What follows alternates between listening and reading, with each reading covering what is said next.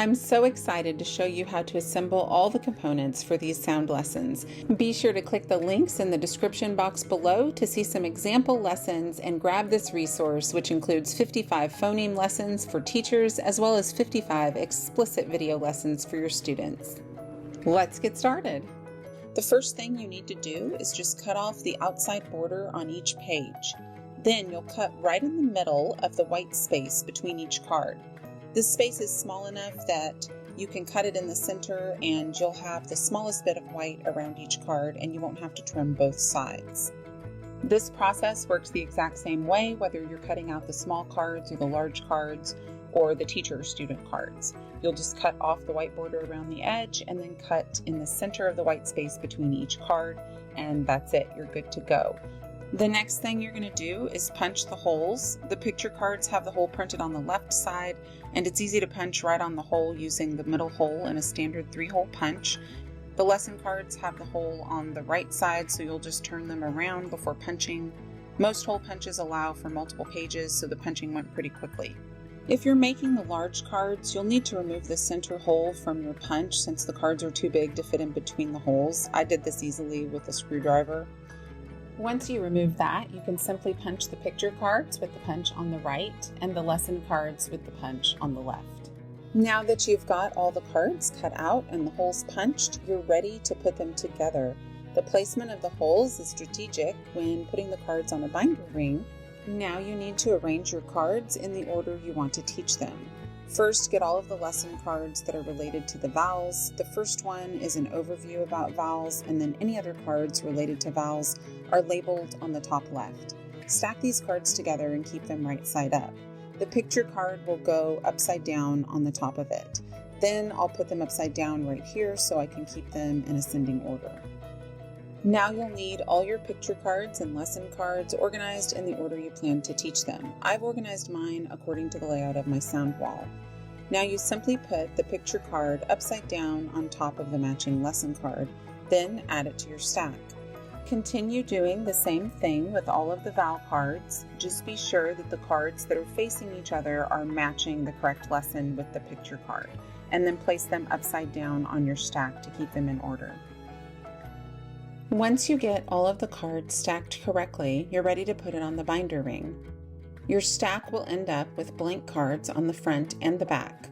Your holes might be off just a little bit, but you should be able to get the binder ring through pretty easily. Now you're ready to use it with your lessons. The first card will be flipped so it's visible to your students. The instructions will be facing you.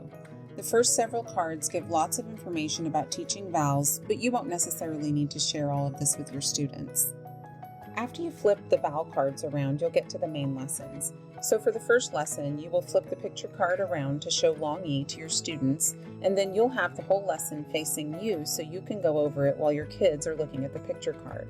If you want to make it a little easier while you're flipping these cards, you can glue the blank sides of each card together so you only have to flip over one card each time instead of two. Just keep in mind that you're not gluing the matching cards together. On this one, I'd glue long E to the back of short I. You don't want to glue the lesson cards to the picture card that goes with it because you wouldn't be able to show the students the front of the picture while you're reading the lesson on the back. You'll be putting the consonants together the same way you did the vowels. Just organize them the way that you plan to teach them. I went ahead and organized mine according to how the phoneme groups are organized on a sound wall. I'm starting with stops, so I've got all the picture cards behind the group picture for stops, and then I've got the picture cards for all the brother sounds. The mouth movement is the same. The only difference is that one sound is unvoiced and the other is voiced. And over here, I've got all the lessons for each of the stops and then the lessons for the brother sounds. Once you've put these cards together, you can still teach them in any order that you want. Now you'll simply put the picture card upside down on top of the matching lesson card, then add it to your stack. Continue doing the same thing with all of the consonant cards. Just be sure that the cards that are facing each other are matching the correct lesson with the picture card. Once you've got them all together, you'll have to stack them up to get the holes to line up. You may need to do it in two sections, but I actually was able to see through the hole, so I got it in there in one shot. Now when you flip the first card, the kids will see the stops picture and you'll be able to see all the key information about teaching stops. You may not want to share all of this information with the students, but it's there for your reference. One thing I forgot to show in the original video is the teacher card with information about teaching consonants. This can be glued to the back of the stops picture card, and you can just use this card for your reference. Then you'll flip over the card so the kids can see the letter P, and you've got all the instructions for teaching it on the card facing you. Just like with the vowels, you can glue the two blank sides together so it's easier to flip the cards. This will work as long as you plan to keep them in this order on the binder ring, since they'll be glued to the next lesson card. Another option for organizing these cards would be to keep them in some kind of a small file box for index cards. You don't even need to punch the holes for this, just simply glue the picture card to the back of the matching lesson card. Then when you take the card out to teach it, the students can see the picture card while you're looking at the lesson card on the back. This will allow you to rearrange the order that you want to teach the lessons in and pull out just the ones you want or plan to teach that week with your students. So it does make it a little bit more flexible, but I do like the idea of keeping them on the binder ring just because they're all there and they're all organized and I don't have to worry about losing any of them. I hope this video was helpful for you. Be sure to click on the links below to check out some of the phoneme lesson student videos and visit my TPT shop to check out the resource.